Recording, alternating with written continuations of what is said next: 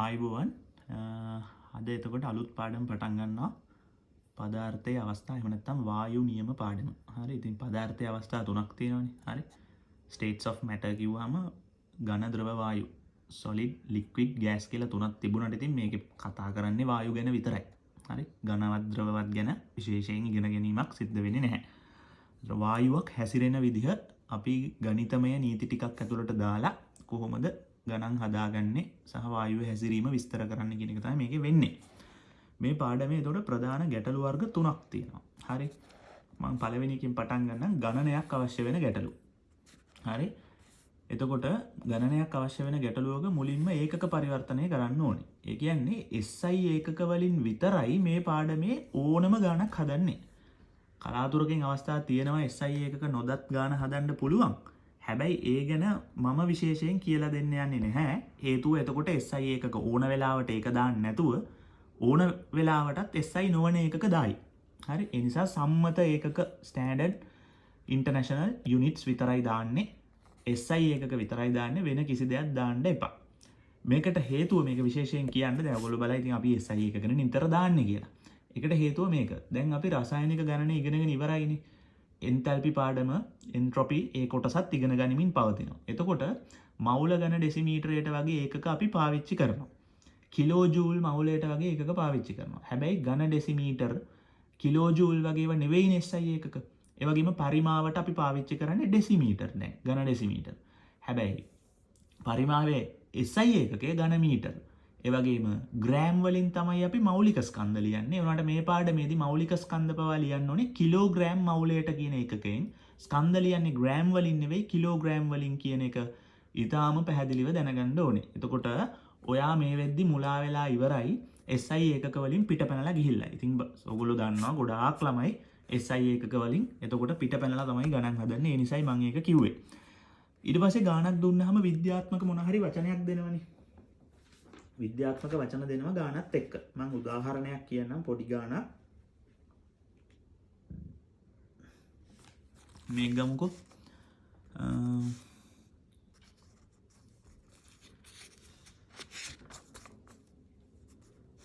පොඩි ගානක් ගමු. දැන් මෙතන මේ ගාන කියවනවා පරිපූර්ණ ලෙස හැසිරෙන වායුවකින් 0.8 මවුල කියලා තියෙනවානේ. එහෙනම් මේන්න මේ ගණිතයට අදාළ ගණිතමය සංකේත ලියනවා n කියලා. උෂ්ණත්වය කියලා තියෙනවා. ඒතකොට T කියලා ලියනවා. හරි. ඒතකොට උෂ්ණත්වය හම්බ වෙනවා. ඊට පස්සේ තියෙනවා 4.15 වරක් 10.5 නිව්ටන් වර්ග මීටරයට කියන පීඩනය. එහෙනම් P කියලා තියෙනවා. හරි. තව ප්‍රශ්න කියවගෙන යනකොට යටතේ සංවෘත භාජනයක් තිබේ. ඒ කියන්නේ ක්ලෝස් කන්ටේනර් එකක් තියෙනවා. වහපු භාජනයක් තියෙනවා. භාජනයේ පරිමාව අපෙන් අහනවා. එහෙනම් V තමයි අපෙන් අහන්නේ. ඒතකොට ඔයාලට පේනවා ඇති N දන්නවා. T දන්නවා. P දන්නවා. V තමයි අහන්නේ. ඉතින් එතකොට මේ ගානක් කියවනකොට මේ ඉලක්කම් හරි. තව වචන තියෙනවානේ. උෂ්ණත්වය පීඩනය. අන්නේ වචන ගාවින් හරි. ඔයා දාගන්න ඒකට අදාළ ගණිතමය සංකේතය. අන්න ඒකයි මම මේ දෙවෙනි කොටසෙන් කියන්නේ. විද්‍යාත්මක වචන තුල ඇති ගණිතමය සංකේත ඉස්සරහින් ලියාගන්න. හරි. එම සංකේත වලට අදාළ ගණිතමය අගයන් ටික ආදේශ කරන්න. දැන් P N T V එකතු කරලා හදන්න පුළුවන් සමීකරණය මොකද්ද? PV සමානයි nRT. ඉතින් එහෙනම් PV සමානයි nRT කියන සමීකරණය දාගත්තාම ඔයාට ඒ සංකේත වලට අදාළ ගණිතමය අගයන් ටික ආදේශ කරගැනීමේ හැකියාව තියෙනවා. ඉතින් ඔන්න ඔහොම තමයි වැඩේ කරගෙන යන්න ඕනේ. එහෙම නැතුව ඔහේ කරන්නම් වාලේ කරලා තේරුමක් නැහැ. මේක හැක් එකක්. ඔයගොල්ලෝ හැක් එකක් කියන එක දන්නවනේ. මේ ඒ කියන්නේ හොර කපටි ක්‍රමයක් මේ වායු පාඩමේ ගණන් ටික හදාගන්න භාවිතා කරන්න පුළුවන්. මම තව ටිකක් අමාරු එකක් ගන්නම්. වායුවක පීඩනය වායුගෝල 0.82යි. වායුගෝල කියන්නේ පැස්කල් වලින් එහෙම නැත්නම් වර්ග මීටරයට නිව්ටන් වලින් මනින්න පුළුවන් අගයක්. ඒතර වායුවේ පීඩනය P දන්නවා. දීලා තියෙනවා වායුගෝල 0.82යි. මේක අපි පොඩ්ඩකින් ඉගෙන ගමු. උෂ්ණත්වය දීලා තියෙනවා 300යි. T දීලා තියෙනවා. ඝනත්වය ලීටරයට ග්‍රෑම් කියලා දීලා තියෙනවා. ඒ කියන්නේ ඝනත්වයක් දන්නවා D දන්නවා. හරි. සාපේක්ෂ අණුක ස්කන්ධය අහනවා. ඒ කියන්නේ කැපිටල් M අහන්නේ. මම මේවා ඉස්සරහට කියලා දෙනවා. තියරි දන්නේ නැති අය කලබල වෙන්න එපා. මේ රිවිෂන් අයට පොඩි දෙයක් මම මේ කියන්නේ P D එහෙම නැත්නම් ρ ඝනත්වයේ ρ කියලා දක්වනවානේ Tm කියන ටික තියෙන්නේ. එතකොට ඔයගොල්ලෝ දන්නවා මේකට සමීකරණයක් ලියන්න පුළුවන් නේ. P අකුරයි කැපිටල් අකුරයි R උයි T Pm බෙදීම RT රෝ. එහෙම නැත්තම් D. ඔන්න ඕකනේ සමීකරණේ. ඒතර R දන්නවා, P දන්නවා, T දන්නවා, රෝ දන්නවා. M තමයි දන්නේ නැත්තේ. එහෙනම් M එක උක්ත කරලා M එක අයිසොලේට් කරලා මේ ගාන හදාගත්තාම උත්තරේ හම්බ වෙනවා. ඔච්චරයි. හරිනේ? එහෙනම් මේ ජරාම ජරා හැක් එකක් කරන්න යන්නේ. ඒ කියන්නේ ඊටාම කියන්නේ මේක ප්‍රොෆෙසර් දැනගත්තොත් පේපර් එක හදන මේ ප්‍රශ්න මීට වඩා ගොඩාක් අමාරු කරයි. හැබැයි මම මේ ක්‍රමයට කියලා දෙන්නේ. එතකොට ඕගොල්ලන්ට මේ දැනට දෙන ප්‍රශ්න ටික කරගැනීමේ හැකියාව තියෙනවා. මේ එයා මේක දැනගන්නේ නැති තාක්කල්. හරි. ඉතින් ඒ නිසා මේ විදිහට කරන්න තියෙන්නේ මෙන්න මේ වැඩේ. මම මේක තව විස්තර කරනවා ඉස්සරහට. පාඩමේ ගැටළු වර්ග 3න් එකක් තමයි ඔය විදිහට ගණනයක් අවශ්‍ය වෙන්නේ. ආයෙ දෙනවා වගන්ති ප්‍රශ්න. ඒතර වගන්ති ප්‍රශ්නත් සමීකරණයක් හදාගෙන ඒකෙන් වගන්ති ප්‍රශ්න විසඳන්න පුළුවන්. තව වගන්ති ප්‍රශ්න සෙට් එකක් තියෙනවා සමීකරණ නැතුව විසඳන. ඒ තමයි චාලක අනුකවාදයේ උපකල්පන පිළිබඳ ප්‍රශ්න, අනුක වේගවල ව්‍යාප්තිය පිළිබඳ ප්‍රශ්න, වායුවක සම්පීඩ්‍යතාව පිළිබඳ ප්‍රශ්න, පරිපූර්ණ හා තාත්වික වායුව අතර සම්බන්ධය පිළිබඳ ප්‍රශ්න. තව වගන්ති ප්‍රශ්න තියෙනවා සමීකරණ ඇසුරින් විසඳන්න ඕන. විද්‍යාත්මක වචන තුල ගණිතමය සංකේත තියෙනවා කියන එක අපි දැන් මේ පැත්ත ඉගෙන ගත්තනේ. අන්න එහෙනම් ඒ ගණිතමය සංකේත ටික ලියා ගන්න ඕනේ වගන්ති ප්‍රශ්න බලනකොට. ඊට පස්සේ එමගින් ප්‍රශ්නයට ගැලපෙන සමීකරණය ලියා ගන්න ඕනේ. ඒ සමීකරණය යොදාගෙන වගන්තිය හරිද වැරදිද කියලා බලන්න පුළුවන්. එතනදී ගණනය කිරීමක් නැහැ. වගන්තියක් දෙනවා. හැබැයි වගන්තිය ඇතුලේ හැංගිලා තියෙන්නේ මොනවද? ආපහු පාරක්. ඒක ඇතුලේ හැංගිලා තියෙන්නේ රසායනික මොකක් හරි සමීකරණයක්. උදාහරණයක් හැටියට ගත්තොත්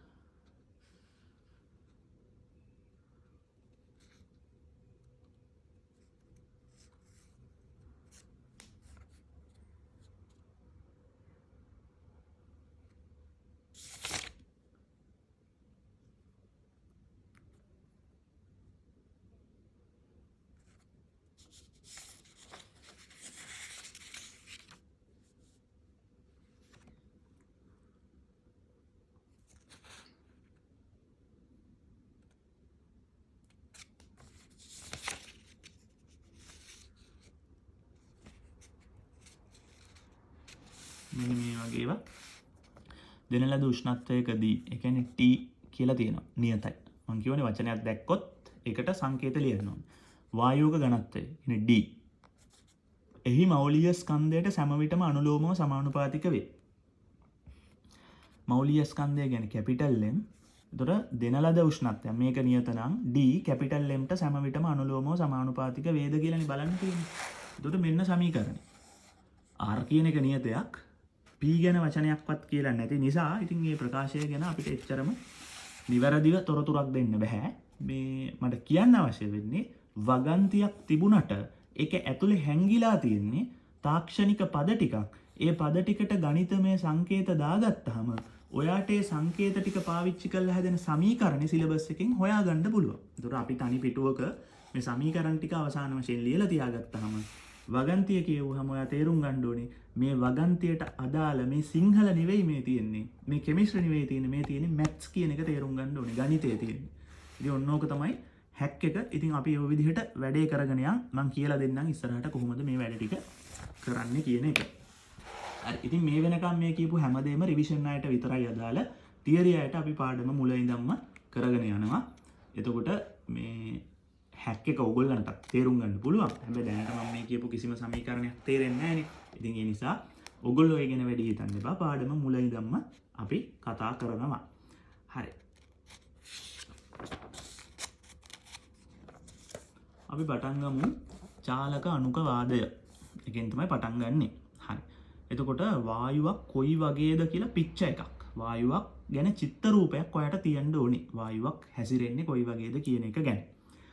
හරි. චාලක අණුක වාදය ගත්තාම මොලිකියුලර් කයිනටික් තියරි කියලා තමයි ඉංග්‍රීසියෙන් කියන්නේ. වායු පිළිබඳ අධ්‍යයනයේදී අපි වායු වර්ග දෙකකට බෙදා ගන්නවා. ඒක මාර වැදගත්. හරි. තව පොඩි දෙයක් කියන්නම් මේ කවුරු හරි දැනට ගණනය කිරීම පාඩම බලලා නැත්නම් බන්ධන පාඩම බලලා නැත්නම් ඒවත් ඕගොල්ලන්ට අවශ්‍ය වෙලාවක බැලීමේ හැකියාව තියෙනවා. මේකත් එක්ක සමාන්තරව ඒවත් බලාගෙන යන්න. හරි. මොකද මේ අර නොවැම්බර් මාසේ ගණනයේ ඊටාම ලේසි ටිකනේ ඉගෙනුවේ. සහ මැප් එක ඉවර කළා. එතකොට අමාරු ටික එහෙම නැත්නම් රචනා ප්‍රශ්න ගණනය කිරීමක් කරන්නේ කොහොමද කියන ටික ඉගෙනුවේ දෙසැම්බර් මාසේ. කිහිප දෙනෙක් ඉන්නවා අර නොවැම්බර් ටික ඉතින් දන්නවා. ඒ වුණාට නොවැම්බර් මාසයට සම්බන්ධ වෙලා දන්න නිසා හිතලා තියෙනවා දෙසැම්බර් ඒවා ටිකත් ලේසි කතා කරයි කියලා. අනේ ලේසිව නෙමෙයි කතා කරේ. ඊටාම අමාරු ඒවා ඩිස්කස් කරා. ඉතින් ඒ නිසා ඔයා ගත්ත තීරණය ගැන පොඩ්ඩක් කල්පනා කරන්න. ඒ කරපු වැඩේ ඔයාට යහපතක් වෙයිද නැද්ද කියන එක මේ වායු පාඩම දැන් කෙලින්ම දෙසැම්බර් මගහැරලා බලන්න ආව නම්. හරි. මම සරලව මෙහෙම කියන්නම්. දෙන ලද ඕනෑම රචනාවක ගණනය කිරීම රචනාවක්, ඉනෝගනික් ගණනය කිරීම රචනාවක්, අනුමාපන ගණනක් හදාගන්න ඔයාලට පුළුවන් නම් කිසි අවුලක් නැහැ. ආය අමුතුවෙන් බලන්න දෙයක් නැහැනේ. හැබැයි ඔයා නොවැම්බර් ජොයින් වෙන්න ඇත්තේ යම් කිසි ගැටලු සහගත තත්ත්වයක් රසායනික ගණනය කිරීම පාඩමේ තියෙන නිසානේ. අන්න ඒ ටික MCQ ටික කරපු නිසා ඔයා හිතනවා ඇති හිතන් දැන් අවුලක් නැතුව ඇති කියලා. MCQ ටික පුළුවන් වුණ පමණින් රචනා පුළුවන් වෙන්නේ නැහැ. ඒවා ඊට වඩා බොහොම සංකීර්ණයි. ඉතින් ඔය 2017 රචනාව එහෙම කළා. ඔයා නිකන් හදලා බලන්න 2017 රචනාව එක තැනක්වත් වරදින්න නැතුව හරියට කරන්න පුළුවන්ද කියලා. එහෙම වුණොත් අවුලක් නැහැ. හැබැයි ඉතින් එහෙම හදාගන්නේ මුළු ජනගහනයෙන් 110යි. ඉතින් ඒ නිසා කල්පනා කරලා බලන්න ඔයා ඒ 110 ඉන්නවද නැද්ද කියන එක. හරි. හරි මම පටන් ගන්නම්. පරිපූර්ණ වායුයි තාත්වික වායුව කියලා වායු දෙකකට අපි ලෝකේ තියෙන වායු කඩා ගන්නවා. පරිපූර්ණ වායු ලෝකේ නැහැ. හරිද? සැබෑ ලෝකේ නැහැ. ඒවා මනස්කල්පිත වායු, ඉමේජිනරි ගෑසස්. ඇත්ත ලෝකේ නැහැ මේවා. තාත්වික වායු කියන්නේ රියල් ගෑසස්. දැන් තාත්වික කියන සිංහල වචනේ මෙලෝඩියක් හරියට තේරෙන්නේ නැහනේ. හරිද?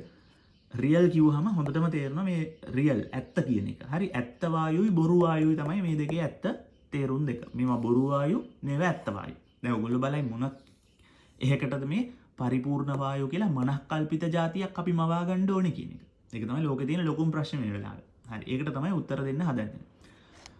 පරිපූර්ණ වායු කියන ඒවා තාත්වික ඒවා වගේ පැත්තටම පවතින්නේ නැති වුණාට අපි මේ චාලක අණුක වාදය කියන එකෙන් කියන්න යන්නේ වායුවක් හැසිරෙන්නේ කොහොමද කියලා මොඩල් එකක් එහෙම නැත්නම් ආකෘතියක් හදන්න. මනස්කල්පිත ආකෘතියක්. එතකොට අපි හදන සමීකරණ අපි ඔක්කොම ආදේශ කරන්නේ යන්නේ මනස්කල්පිත ආකෘතියකින් යුක්ත වායු වලට. කියන්නේ තාත්වික වායු වලට නෙවෙයි පරිපූර්ණ වායු වලට තමයි අපි හදන බොහෝ සමීකරණ ආදේශ කරන්නේ. එතනදී තාත්විකයකට දාන්න ඕන වුණොත් ඔක්සිජන්, කාබන් ඩයොක්සයිඩ්, නයිට්‍රජන් වගේ එකටත් අපිට දැන් බොරු වායු වලට ගණන් හද ඉඳලා වැඩක් නැහැ නේ. ඇත්ත ලෝකෙදී අපිට ඇත්ත ලෝකේ තියෙන වායු වලට ගණන් හදන්න පුළුවන් වෙන්න එපා. එතකොට අපි උපකල්පනය කරනවා තාත්වික වායුත් පරිපූර්ණ වායු වගේ හැසිරෙනවා කියලා. එහෙම හැසිරෙනවා කියලා උපකල්පනය කරලා තමයි ගාන හදන්නේ. හරි. බොහෝ වෙලාවල එහෙම තමයි වෙන්නේ. අර චාලක අණුක වාදය කියන එකේ උපකල්පන කිහිපයක් තියෙනවා. ඒ උපකල්පන හරියටම හරියනවා මෙන්න මේ පරිපූර්ණ වායු වලට. හරිද? හරි. එතකොට තාත්වික වායු සැබෑ ලෝකයේ පවතිනවා. ඒවා චාලක අණුක වාදයේ උපකල්පන වලට ගැලපෙන්නේ නැහැ. බොහෝ වෙලාවල ඒවා ගැලපෙන්නේ නැහැ. ඒවා සමහර භෞතික තත්ත්ව යටතේ අපි ඉගෙන ගන්න වායු නියම. ඔය චාල්ස් නියමය, බොයිල් නියමය වගේ වායු නියම, PV සමාන nRT වගේ නියම පිළිපදිනවා. සමහර තත්ත්ව යටතේ පිළිපදින්නේ නැහැ. එතකොට මොනවද තාත්වික වායු කියන්නේ? Oxygen, CO2, SO2, N2, helium වගේ ඒවා. හරි. චාලක අණුක වාදයේ උපකල්පන පරිපූර්ණේවට හරියනවා. ඒවට වායු නියම සියලු භෞතික තත්ත්ව යටතේ ඒවා පිළිපදිනවා. චාලක අණුක වාදයේ හරියන ඒවට තමයි පරිපූර්ණ වායු කියන්නේ. වායු නියම ටික ඒගොල්ලෝ භෞතික තත්ත්ව ඕනම එකක් යටතේ පිළිපදිනවා. භෞතික තත්ත්ව කියන්නේ උෂ්ණත්වය, පීඩනය වගේ ඒවා. තාත්වික වායු පරිපූර්ණ වගේ නෙමෙයි. චාලක අණුක වාදයේ උපකල්පන මේවට හරියන්නේත් නැහැ. ඒ නිසා ඉතින් ඒවා සමහර භෞතික තත්ත්ව යටතේ විතරක් වායු නියම පිළිපදිනවා. බොහෝ තත්ත්ව යටතේ ඒවා වායු නියම පිළිපදින්නේ නැහැ. ඉතින් ඔන්න ඔය කියන වෙනස්කම් තුන මේ දෙක මම පොඩ්ඩක් මාරු කරලා දාලා තියෙන්නේ. මෙයාගේ 2යි මෙයාගේ 3යි එකම දේ. මෙයාගේ 2යි මෙයාගේ 3යි එකම දේ. පොඩ්ඩක් මාරු වෙන්න ඕනේ ඉලක්කම් දෙක. ඊළඟට වායු අණු වලට ස්කන්ධයක් තියෙනවා. ඒක පරිපූර්ණ වුණත් ස්කන්ධයක් තියෙනවා, තාත්වික වුණත් ස්කන්ධයක් තියෙනවා. වායු වර්ගය වෙනස් වෙනකොට මේ අණු වල ස්කන්ධය වෙනස් වෙනවා. ඒ කියන්නේ ඔක්සිජන් ඕගොල්ලෝ දන්නවනේ ඔක්සිජන් වල බර නෙවෙයිනේ CO2 වල බර. එක අණුවක් ගැන මේ කියන්නේ. දැන් එක අණුවක් මවා ගන්න O2 එකක් කොච්චර බර අඩුද කියලා ඔයා දන්නවා. කිලෝග්‍රෑම් 1031ක් විතර බරින් අඩුයි. එතකොට ඒ බර වගේ නෙවෙයිනේ CO2. CO2 ඊට වඩා බරයි. SO2 ඊටත් වඩා බරයි. නයිට්‍රජන් ඔක්සිජන් වලට වඩා බරින් අඩුයි. හීලියම් ඔක්කොටම වඩා බරින් අඩුයි. ඉතින් එතකොට වායු වලට ස්කන්ධයක් තියෙනවා. ඒක වායු වර්ගය අණුවේ ස්කන්ධය අණුවෙන් අණුව වෙනස් වෙනවා. එකම වායුවේ තමයි අපට අණු වල ස්කන්ධය එකම වගේ කියලා ගන්න පුළුවන් වෙන්නේ. ඉතින් ඒ නිසා මෞලික ස්කන්ධ කියන්නේ නම් ඒවා කිසියම් වායුවක මෞලයක ස්කන්ධවල එකතුවනේ. හරි? මෞලයක ස්කන්ධවල එකතුව. ඒතර මෞලය කියන එක අපි හරි පැහැදිලිව ඉගෙන ගත්ත ගණනය කිරීම පාඩමේ. දැන් ඔයා ඔක්සිජන් වායු මෞලයක් මවා ගන්න, CO2 වායු මෞලයක් මවා ගන්න. ඔයා දන්නවා ඔක්සිජන් වායු මෞලික ස්කන්ධය ග්‍රෑම් 32යි, CO2 වායු මෞලික ස්කන්ධය ග්‍රෑම් 44යි. ඊට පස්සේ නයිට්‍රජන් සල්ෆර් 64යි, නයිට්‍රජන් 28යි, හීලියම් 4යි කියලා. දැන් ඔය වගේ තාත්වික වායුවෙන් වායුවට ඒ තාත්වික වායුවේ බර එහෙම නැත්නම් මෞලික ස්කන්ධය වෙනස් වෙන්න පටන් ගන්නවා වායුවෙන් වායුවට. හැබැයි පරිපූර්ණ වායු ගැන ගත්තහම දැන් ඔයාලට ලොකු ප්‍රශ්නයක් ඇති. පරිපූර්ණ වායු කියන්නේ මනස්කල්පිත જાතියන්නේ. ඒතර ඔයා කල්පනා කර යුතු දේ තමයි පරිපූර්ණ වායු වර්ග තියෙනවද කියන එක. ඒක තමයි ඔයාලට ඊළඟට එන්න ඕන ප්‍රශ්නේ. ඔව් පරිපූර්ණ වායුත් අපිට වර්ග මවා ගන්න වෙනවා. A නැමැති පරිපූර්ණ වායුවේ බර නෙවෙයි B නැමැති පරිපූර්ණ වායුව. පරිපූර්ණ වායුවක් කියන්නේ එකක් නෙවෙයි. පරිපූර්ණ වායු වර්ගත් 2 3 4 5 10ක් වුණත් තියෙන්න පුළුවන් කියලා හිතා ගන්න ඕනේ. හරි නේද? දැන් මේවා මොන පන්තියකවත් උගන්වන්නේ නැහැ. හරිද? මේවා මෙහෙම කිය උගන්වන්නේ නැහැ. අර පරිපූර්ණ වායු තියෙනවා කිව්වහම අර පන්තියේ ඉන්න මීටර ටික හිතා ගන්නවා. ඔව් එහෙම ගොඩක් තියෙන්න පුළුවන් කියලා. අනිත් අය කවදාවත් ඕක හිතාගන්නේ නැහැ. ඉතින් එතකොට මේ පාඩම මෙතනින්ම බංකොලොත් තත්ත්වයටපත් වෙනවා. ඒකයි මේවා මම පැහැදිලිව කියන්නේ. මේ වගේ වායු අණු වලට ස්කන්ධයක් තියෙනවා. පරිපූර්ණ වායුත් වර්ග තියෙනවා. ඒ වර්ගය වෙනස් වෙනකොට අණු වල ස්කන්ධය ඒ වගේත් වෙනස් වෙනවා. ඒ නිසා පරිපූර්ණ වායු එකින් එකට මෞලික ස්කන්ධත් වෙනස් වෙනවා කියලා තේරුම් ගන්න ඕනේ. ඔන්න ඕක තමයි වැදගත් දේ. හරි. ඊළඟට දැන් මේ කතා කරේ චාලක අණුක වාදයේ උපකල්පන නෙවෙයි. මේ කතා කරේ පරිපූර්ණ තාත්වික වායු වල මූලික වෙනස්කම් 4. දැන් ඉගෙන ගන්න යන්නේ චාලක අණුක වාදය කියන්නේ මොකක්ද කියන එක. හරි. මීට වඩා තව වෙනස්කම් පරිපූර්ණ වායුයි තාත්වික වායුව අතර තියෙනවා. හැබැයි ඒ වෙනස්කම් ඉගෙන ගන්න වෙන්නේ චාලක අණුක වාදය ඉගෙන ගත්තට පස්සේ. හරි. දැන් අපි චාලක අණුක වාදය ඉගෙන ගමු. මෙන්න මෙහෙමයි පටන් ගන්නෙ. පරිපූර්ණ වායු අණු පරිපූර්ණ ගෝල වේ. හරි. කියන්නේ ස්ෆියර්ස් ගෝලාකාරයි. එහෙනම් දැන් පරිපූර්ණ වායු අණු AB කියලා දෙකක් මවා ගන්න. භාජන දෙකක. A නැමැති වායුවත් ගෝලයක්, B නැමැති වායුවත් ගෝලයක්. හරි නේද? හරි. දැන් ඔයා මේකට සයිස් එකක් මවා ගන්නව නේද? හරි. මේවට සයිස් එකක් නැහැ. අපි ඒක පස්සේ කතා කරමු. දැන් ඔයා දැනට සයිස් එකක් මවා ගන්න A වායුවටයි B වායුවටයි බෝල දෙකක් මවා ගන්න. හරි. වායුවක සියලු අණු චලනය වෙනවා. චලනය වෙන්නේ නැති එහෙම නැත්නම් නිශ්චලව පවතින මෝෂන් එකක් නැති කවුරුත් නැහැ. ස්ටිල් කවුරුත් නැහැ. හැමෝම මූව් වෙනවා. හැමෝම චලනය වෙනවා. එකම වායු අණුවක්වත් චලනය නොවි තියෙන්නේ නැහැ. හරි. හැබැයි වායු අණු චලනය වෙන්නේ එකම වේගයෙන් නෙමෙයි. දැන් ඔයා A කියලා වායුවක් මවා ගත්ත නේද? ඒ මවාගත්ත වායුවේ ඔයා අණු ගොඩක් මවා ගන්න. හරි. මම මේ කියන ඒවා කරන්න. හරිද? ඒ මවාගත්ත එක එකම වේගයෙන් නෙවෙයි චලනය වෙන්නේ. ඒකේ තියෙන අණු 10ක් මවා ගත්තොත් 10 චලනය වෙන්නේ එක වේගවලින්. ලක්ෂයක් මවා ගත්තොත් ඒ ලක්ෂ චලනය වෙන්නේ එක වේගවලින්. සමහරු ඊටාම වේගයෙන් චලනය වෙනවා. සමහරු ඊටාම හිමින් චලනය වෙනවා. සමහරු මධ්‍යස්ථ වේගවලින් චලනය වෙනවා. එකම වේගයේ තියෙන අය ඉන්න පුළුවන්. හැබැයි හැමෝටම එකම වේගය නෑ කියන එක තේරුම් ගන්න ඕනේ.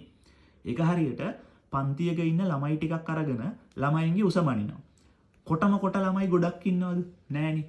උස ළමයි ගොඩක් ඉන්නවද? නෑ. හැබැයි ඉන්නවද නැද්ද කොට ළමයි? ඉන්නවා. උස ළමයි පන්තියේ ඉන්නවද? ඉන්නවා. මැද උසක් තියෙන ඇවරේජ් හයිට් ළමයි නේද පන්තියේ වැඩිපුර ඉන්නේ. එකම උස තියෙන ළමයිනුත් පන්තියේ නැද්ද? ඉන්නවනේ. හරි. ඉතින් ඔන්න ඔය වේග ගැන කතාව ඔන්න ඔය වගේ කතාවක්.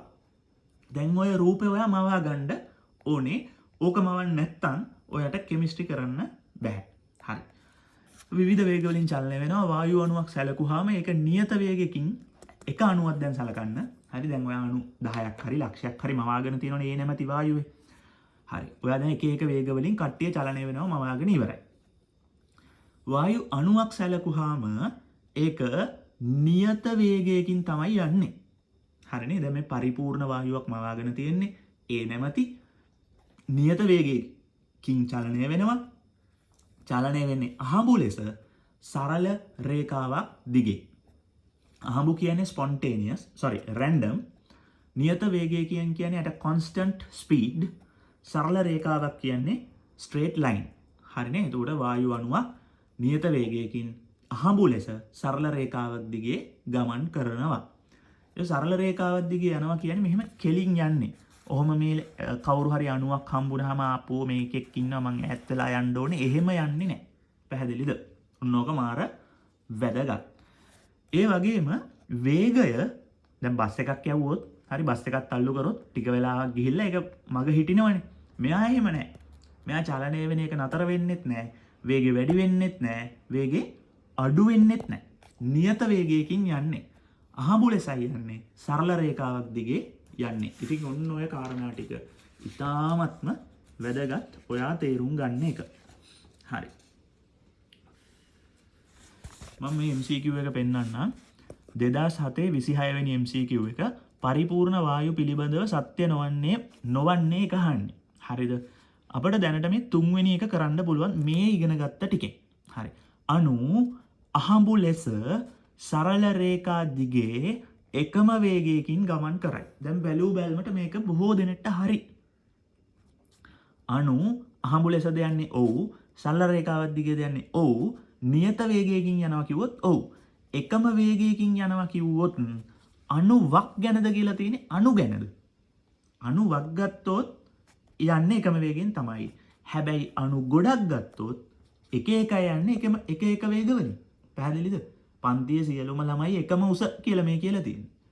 පැහැදිලිනේ? ඉතින් ඔන්න ඕක තේරුම් ගන්න ඕනේ. හරිනේ? එහෙනම් වායු ඔන්න ඔය කතාව තමයි මෙතනදී අහලා තියෙන්නේ. එක අණුවක් සැලකුවොත් තමයි නියත වේගයකින් යන්නේ. හැබැයි අණු ගොඩක් සැලකුවොත් එක අණු වලට නියත වේගයක් තිබුණට ඒ වේගය එකිනෙකාට වෙනස්. දැන් ළමයින්ගේ නම් උස පොඩ්ඩක් වෙනස් වෙනවනේ කාලෙන් කාලෙට. වැඩිහිටියෙක් ගමුකෝ. වැඩිහිටියොන්ගේ තියෙන නියත උසක්. හැබැයි වැඩිහිටි ජනගහනයක් ගත්තාම හැමෝගෙම උස එකයිද? නෑනේ. එහෙනම් නියත උසක් තිබුණා හැම එක්කෙනාටම. හැබැයි එකම උසක් නෙවෙයිනේ තියෙන්නේ. එකම නියත කියන වචන දෙක වෙනස්. නියත කියන්නේ constant. එකම කියන්නේ same කියන එක. ඒතකොට මේ දෙක වෙනස්. හරි. ඉතින් ඔහොම යනකොට අතර මගදී තවත් වායු අණු වල ගැටෙනවද නැද්ද? අනිවාර්යයෙන්ම ගැටෙනවා. හරි. ඔය ගැටීම දැන් මේ පාරේ බස් යනවා වගේ ඔහේ පිස්ස වගේනේ යන්නේ. ට්‍රක් එකක් එහෙම නැහැ, පාරක් නැහැ. හරි? අහඹු ලෙස යන්නේ. අහඹු ලෙස යන කට්ටිය මගදී හැප්පෙන්න බැරිද? හැප්පෙන්න පුළුවන්. එහෙනම්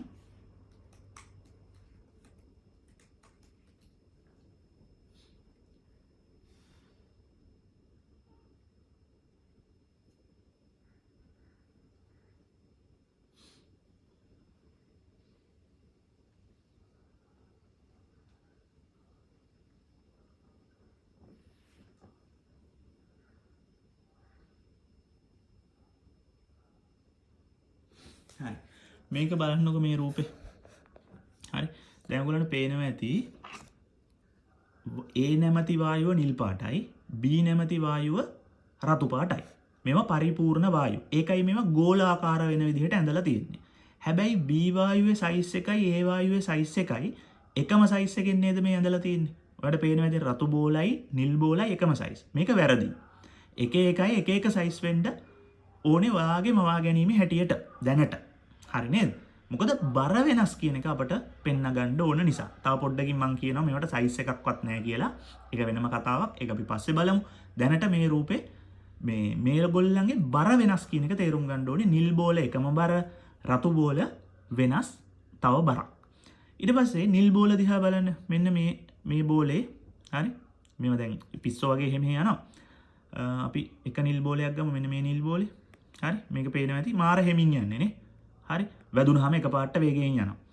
වදිනකන් හැමෝම යන්නේ එකම වේගයෙන්. හැබැයි මගදී ඔහේ පිස්සෝ වගේනේ යන්නේ.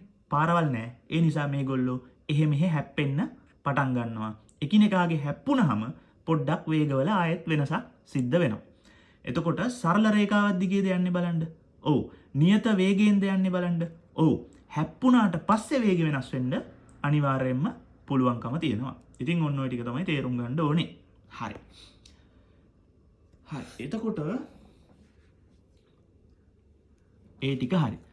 හරි. එතකොට තවත් වායු අණු වල ගැටෙනවා කියන එක ඔයා දැක්කා. ගැටුනොත් වේග වෙනස් වෙන්න පුළුවන්. හරි. එහෙම ගැටුන් නැත්තම් මොකද වෙන්නේ? දැන් මේගොල්ලෝ ඉන්නේ භාජනයකනේ. භාජනවලනේ වායු තියෙන්නේ. එතකොට දැන් අපි මෙන්න මේක ගමු. මෙන්න මෙයා ගැටුණා. ගැටිලා ඔන්න දැන් හිමීට යනවා. ආයෙ ගැටිලා දැන් ගැටුන් නැති කෙනෙක් අනිවාර්යෙන් භාජනයේ බිත්තිය වදින්න ඕනේ නේ. ඉතින් ඔන්න වැදිලා ආපහු මෙහෙම යනවා. හරි. ඔය විදිහට යනවා. ඒ කියන්නේ ගැටෙනවා නම් ගැටෙයි. ගැටුන් නැත්තම් අනිවාර්යයෙන්ම මොකද වෙන්නේ? අනිවාර්යයෙන්ම මොකද වෙන්නේ? භාජනයේ බිත්තිය ගැටෙනවා. පැහැදිලිද? වායු අණුවක් ගැටුනොත් හරි වායු අණුවක ගැටුනොත් වේගය වෙනස් වෙන්න පුළුවන්. හැබැයි වායු අණුවක් බිත්තිය ගැටුනොත් එහෙම වේගය වෙනස් වෙන්නේ නැහැ. ඔන්න ඕක මාර වැදගත්. හරි නේද? මේ හොඳට බලන්න. මේ හිමීට යන එක්කෙනෙක් අපි අධ්‍යයනය කරමු. මෙන්න මෙයා. මේ හරියට එන කට්ටිය බලන්න. ගැටුනහම ඒ ආපු වේගෙන්ම නේද යන්නේ. හොඳට බලන්න මේ හරිය. ගැටුනහම ආපු වේගෙන්මයි කට්ටිය යන්නේ. හරි. ඉතින් ඔන්න ඔය විදිහට ඕක තේරුම් ගන්න ඕනේ. වායු අණුවක ගැටුනොත් වේගය වෙනස් වෙනවා. වායු අණුවක් බිත්තියේ ගැටුනොත් වේගය වෙනස් වෙන්නේ නැහැ.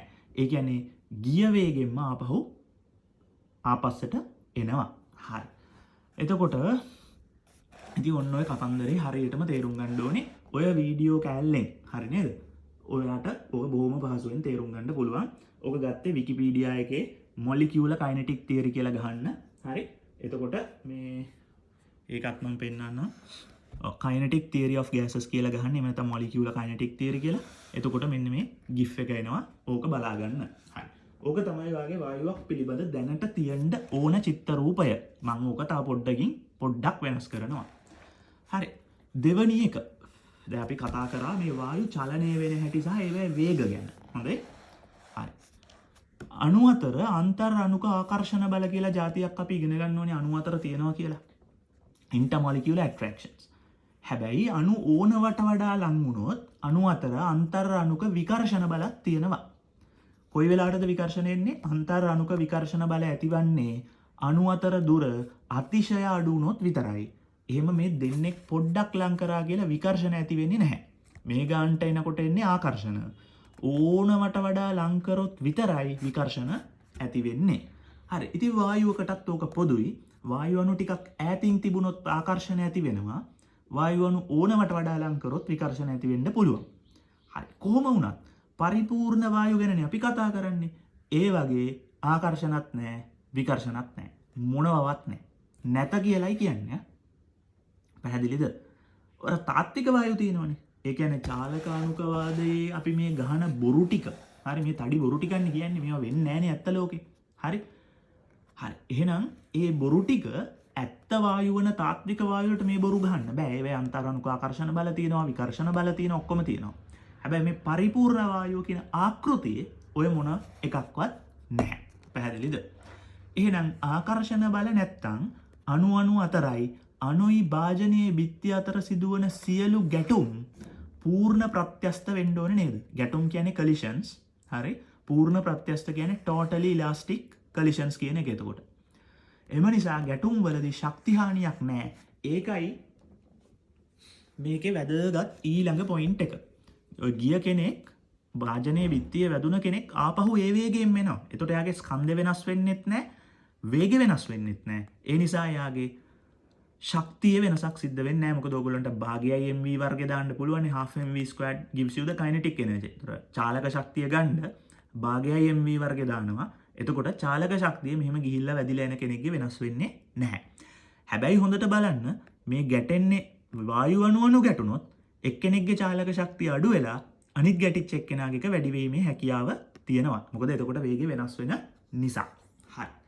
ඉතින් ඔන්න ඔය ටික තේරුම් ගන්න ඕනේ. හරි. එතකොට ශක්ති හානියක් නැහැ. හරි. ගැටුම් සියල්ල පූර්ණ ප්‍රත්‍යස්තයි. හරිනේ? හරි. අණු සරල රේඛා දිගේ චලනය වෙන්නේත් අණු අතර ආකර්ෂණ නැති නිසා. පරිපූර්ණ වායු අණු අතර ආකර්ෂණ නැහැ. ඒ නිසායි මේගොල්ලෝ සරල රේඛා දිගේ යන්නේ. හැබැයි ඔයා මේකම අවා ගන්නකො තාත්විකයි කියලා. තාත්වික අයගේ මේ අණු අතර ආකර්ෂණ තියෙනවා. එතකොට මොකක් හරි මේ රතු පාට එකක් ගත්තොත් මේ රතු එක්කෙනෙක් ආපහු මේ නිල් එක්කෙනෙක් ගාවින් හරි රතු එක්කෙනෙක් ගාවින් හරි යනකොට ඒගොල්ලෝ අතර ආකර්ෂණ හටගත්තොත් මෙන්න මෙහෙම ඇද වෙච්ච මාර්ගයක නේද යන්න වෙන්නේ. කොහොම කෙලින් යන්න වෙන්නේ නැහැ. පැහැදිලිද? හරිනේ? ඒ කියන්නේ අර වටා පිටාය බුරන බල්ලන්ට ගල් ගහන්න හිටියාම අපේ ගමන යන්න වෙන්නේ නැහනේ. තාත්වික වායු ඒ වගේ තමයි. උන් මේ එහා පැත්තේ ඉන්න එකයි කොල්ලයි බල්ලයි හැම එකත් එක්කම ආකර්ෂණය ඇති කරගන්න යනවා. ඒතර කවදාවත් ගමන යන්න වෙන්නේ නැහැ. හැබැයි පරිපූර්ණ වායු ඒ වගේ නැහැ. ඒගොල්ලෝ අරය මෙයා කතන්දර නැහැ. කවුරු හරි මගදී හම්බ වෙලා ගැටෙනකම් තමන්ගේ ගමන යනවා. මගදී හම්බ වෙලා ගැටුන් නැත්තම් වාජනීය බිත්තිය ගැටිලා තමයි ආපහු ඊළඟ ගමන පටන් ගන්නෙ. ඉතින් ඔයාගේ ඔයත් පරිපූර්ණ වායුවක් ලෙස හැසිරෙන්න උත්සාහ කරන්න නැත්තම් ඒ ලෙවල් ටික හරියට කරගන්න වෙන්නේ නැහැ.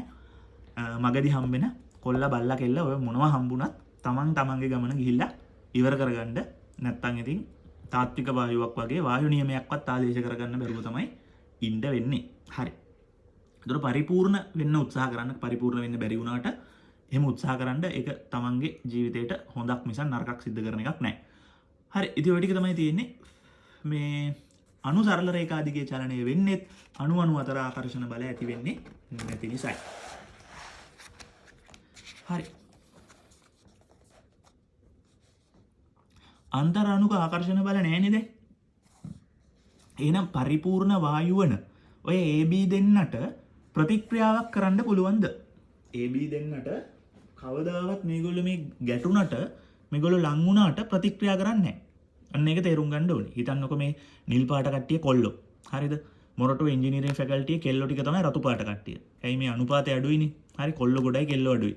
එතකොට මේගොල්ලෝ පරිපූර්ණ නිසා මේගොල්ලෝ අතර කිසිම යාළුකමක් ඇති වෙන්නේ නැහැ. මොරටුවේ එහෙම නැහැ මං කියන්නේ. පරිපූර්ණ කට්ටිය. හරි. එතකොට කිසිම යාළුකමක් ඇති වෙන්නේ නැහැ. ඒ නිසා ප්‍රතික්‍රියාවක් ඇති කරගන්න බෑ. ඇයි? ආකර්ෂණය වෙන්නේ නැති නිසා. ගැටෙනවා විතරයි. ගැටුණ ගමන් වෙන් වෙලා යනවා. ආකර්ෂණ ඇති කරගන්න බැරි නිසා ඒගොල්ලන්ට ඕනවට වඩා ඒ කියන්නේ ලංවීමේ හැකියාව ලැබෙන්නේ නැහැ. ඒ නිසා බන්ධනයක් හදාගන්න එහෙම නැත්නම් ඒගොල්ලන්ගේ ඉලෙක්ට්‍රෝන අතර හවුලක් හදාගන්න කවදාවත් හම්බ වෙන්නේ නැහැ. ඉතින් ඔන්න ඕක තේරුම් ගන්න ඕනේ. හරි. ඊළඟට ඒවට අන්තර් අණුක ආකර්ෂණ බල ඇති කරගන්න බැරි හින්දා ද්‍රව බවට පත් වෙන්නත් බෑ. දැන් කාට හරි මේ අන්තර් අණුක ආකර්ෂණ බල පාඩම බලලා නැත්තම් ඉගෙනගෙන නැත්තම් හරියට හරි ඉගෙනගෙන නැතිදී හරියට ඉගෙන ගන්න නැත්තේ මේ බන්ධන පාඩම බලපු අයට කිසිම ගැටලුවක් නැති වෙයි මේ ටික. මොකද බන්ධන පාඩමේදී මම කිව්වා අන්තර් අණුක ආකර්ෂණ බල උණ වෙන්නේ මොකටද? යමක දිය වෙනවද කියන එක ඉගෙන ගන්නයි යමක ද්‍රවාංක තාපාංක වාෂ්පශීලීතා හොයන්නයි. හරි. එහෙනම් ද්‍රවයක් බවට පත් වෙන්නේ බෑ පරිපූර්ණ වායුවකට. ඇයි ඒ ද්‍රවයක් බවට පත් වෙනවා කියන්නේ වාෂ්පයක් වායුවක් ද්‍රව බවට පත් වෙනවා කියන්නේ ඒ වායුවේ අණු අතර ආකර්ෂණ ඇති වෙලා ඒව ඕනවට වඩා ලං වුණොත් තමයි ඒවට ද්‍රව බවට පත්වීමේ හැකියාව ලැබෙන්නේ. ඒතර පරිපූර්ණ වායුවක ආකර්ෂණ බල නැති නිසා ඒව ද්‍රව බවට පත් වෙන්න බෑ. ඒ නිසා පරිපූර්ණ වායුවක තාපාංකය කියලා වචනයක් හරි කවුරු හරි කිව්වොත් ඒක මෝඩ කතාවක්. ඇයි ඒ තාපාංකයක් කියන්නේ ද්‍රවයක් වාෂ්ප වෙන උෂ්ණත්වය. ඉතින් පරිපූර්ණ වායු ද්‍රව බවට පත් නොවේ. එහෙනම් කොහෙද ඒකේ තාපාංකය? ඔන්න ඔය කතාව තේරුම් ගන්න ඕනේ. ඌවා ඉතින් වක්‍රාකාරව අහලා තියෙනවා. එම හේතුව නිසාම ඒ කියන්නේ මොකද්ද? අන්තර් අණුක ආකර්ෂණ බල නැති නිසා ජලය ආදී ද්‍රාවක තුල කිසිම ද්‍රාවකයක පරිපූර්ණ වායු දිය කරන්න බෑ. මොකද මං කිව්වා යමක දියවීම යනු අන්තර් අණුක ආකර්ෂණ බල ඇති කර ගැනීමයි. විශේෂයෙන් සහසංයෝජ සංයෝගයක්. එහෙනම් මේ වායු අණු සහසංයෝජ සංයෝග නම් ඒවට ජලය ආදී CCl4 ජලය බෙන්සීන් ආදී කිසිම ද්‍රාවකයක් තුල දිය වෙන්න බෑ. ඇයි? ඒවා අන්තර් අණුක ආකර්ෂණ බල ඇති කරගන්නේ නැති නිසා. ඉතින් ඔන්න ඔය කතන්දර ටික හරියටම ඔයා තේරුම් ගත්තේ නැත්නම් ඔයාට මේ පාඩමේ තියෙන බහුවර්ණ වලට පිළිතුරු දීමේ හැකියාව නැති වෙනවා. ලේසි ප්‍රශ්නයක් 2007-26 පරිපූර්ණ වායු ගැන සත්‍ය නොවන එක අහන්නේ අණු අතර ආකර්ෂණ හෝ විකර්ෂණ බල නොමැත. ඉතින් අපි ඒක ඩෝම් ගාලා ඉගෙන ගත්තා. හරි. අණු අතර අන්තරාණුක ආකර්ෂණත් නැහැ, අන්තරාණුක විකර්ෂණත් නැහැ. ඉතින් මේ ප්‍රකාශය නිවැරදි. ඒතර වැරදි ප්‍රකාශය අපි දැනටම හොයාගෙන ඉවරයි. අර එකම වේගයකින් නියත කියන එක වෙනුවට එකම තියෙන්නේ. ඒ නිසා ඒක වැරදි. ඒ නිසා උත්තරය 3. එතකොට අපිට දැනට පස්වෙනි එකත් කර හැකි අණුක සංඝට්ටන ප්‍රත්‍යස්ත වේ. ප්‍රත්‍යස්ත පූර්ණ ප්‍රත්‍යස්ත දෙකම එකයි. අප්‍රත්‍යස්ත කිව්වොත් තමයි ඉන්ඉලාස්ටික් කිව්වොත් තමයි වැරදි. ඒ නිසා මේක නිවැරදි. හරි. 43ත් කර හැකි 2003 40 වෙනි MCQ එක. චාලක අණුකවාදයේ අණුව පරිපූර්ණ වායුවක දෙන ලද පරිමාවක පීඩනය උෂ්ණත්වය සමග වැඩිවන්නේ නැහැ. ඒක තාම කරන්න බෑ. කොහොමුණත් මේ ප්‍රකාශ හරිද වැරදිද කියලා නම් ඔයාලට සමහර ඒවා බලන්න පුළුවන්. මේ කොහොමුණත් අපිට මේකට තවදුරටත් සමීකරණ ඕන වෙනවා. ඉස්සරහට ඉගෙන ගන්න ඒවා ටික ඉගෙන ගත්තට පස්සේ අපිට ඒක කරන්න පුළුවන්.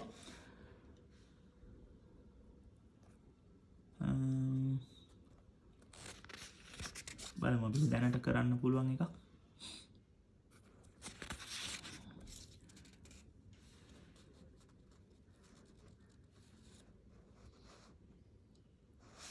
මෙතන තව එකක් තියෙනවා. 2011-38 වායු අණු අතර ගැටුම් පූර්ණ ලෙස ප්‍රත්‍යස්ත වේ. ඒක හරිනේ. හරි. ඒක චාලක අණුකවාදයේ උපකල්පනයක් හැටියට ගන්න පුළුවන්.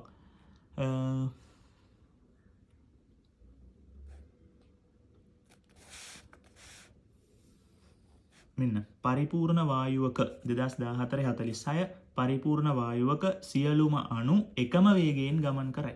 තඩි බොරුවක් මේක. හරි. එක එක අය යන්නේ එක එක වේගවලින්. පන්තිය සියලුම ළමයි එකම උස කිව්වා වගේ මෝඩ කතාවක් නෙමෙයි තියෙන්නේ. අපි අර වීඩියෝ කෑල්ලේ දැක්කනේ දැන් ළමයි එක එක අණු එක එක වේගවලින් යන හැටි. හරි. පරිපූර්ණ වායුවක අන්තර් අණුක ආකර්ෂණ බල නැත. නැත කියන එක හරි. හැබැයි මේක වැරදිනේ. ඉතින් උත්තරේ නිසා 4 විය යුතුයි. හරි. ඔය වගේ දැනට අපිට කතා කරපු ඒවා කීප ප්‍රශ්න කීපයකට උත්තර ගැනීමේ හැකියාව තියෙනවා.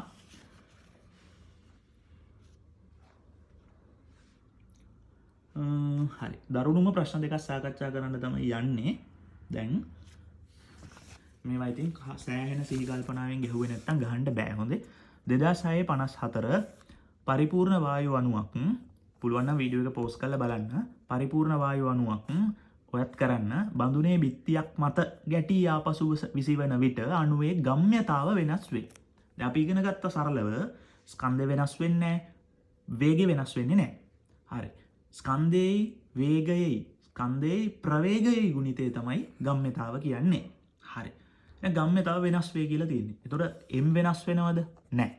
v වෙනස් වෙනවද? ගොඩක් කට්ටිය කියන්නේ මොකද්ද? වෙනස් වෙන්නේ නැහැ කියලා. ඇයි මං කියවනේ ඉතින් ගිය වේගෙන් මාපහු වෙනවා කියලා. ඒක හරි. හැබැයි ප්‍රවේගයක් තමයි ගම්‍යතාවට අදාළ. වේගය එකම වුණාට කලින් v වේගයෙන් බඳුනේ උඩ පැත්තට ගියාට දැන් එන්නේ එහෙනම් ඍණ v වේගයෙන්. මොකද ප්‍රවේගයක් ගැන අපි දැන් කතා කරන්නේ වේගයක් ගැන නෙවෙයි. ප්‍රවේගයට දිශාවක් තියෙනවා. දිශාව වෙනස් වුණ ගමන් හරි මේ අණුව ගත්තොත් මේක ගත්තොත් ගිහිල්ලා වැදිලා ආපහු ආවා ඒ වේගයෙන්ම. හැබැයි දිශාව වෙනස් වුණා. දිශාව වෙනස් වෙනකොට වේගය නොවෙනස් වුණාට ප්‍රවේගය වෙනස් වෙනවා. හරි. අණුව බිත්තිය හා ගැටි ආපසු විසිවන විට අණුවේ වේගය මෙන්ම ගමන් කරන දිශාවද වෙනස් වේ. මේ කැලේ බලන්න. අණුවේ වේගය මෙන්ම ගමන් කරන දිශාවද වෙනස් වේ කියලා කියන්නේ. දිශාවටද නෙවෙයි දිශාවද වෙනස් වේ. ගමන් කරන දිශාව වෙනස් වේ එක හරි. අණුවේ වේගය වෙනස් වේ කිව්වොත් වැරදි. ඒ නිසා ප්‍රකාශයේ මුල් කොටස හරි දෙවෙනි කොටස මුල් කොටස වැරදි දෙවෙනි කොටස හරි. ඒ ඉන්න ප්‍රකාශය වැරදි. හරි. ගම්‍යතාවේ වෙනස කීයද කියලා අපි හොයලා බලමු.